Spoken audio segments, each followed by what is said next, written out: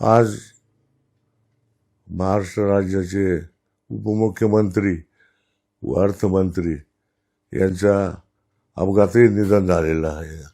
अनाकाली आणि अचानक झालेल्या या निधनामुळं महाराष्ट्राच्या राजकारणामध्ये पोकळी निर्माण झालेली आहे.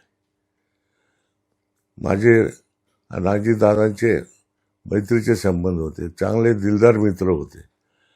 कोपरगावच्या विकासासाठी 2004 ते 2014 पर्यंत मी विरोधी आमदार असताना सुद्धा त्यांनी मला भरीव मदत केली. आजही आशुतोषला चांगली मदत केली. त्यांना मोठा विशेष आपुलकी आणि जिव्हाळा होता. आशुतोषने त्याच्या राजकीय जीवनातला गॉडफादर गमावला असं मी मानतो.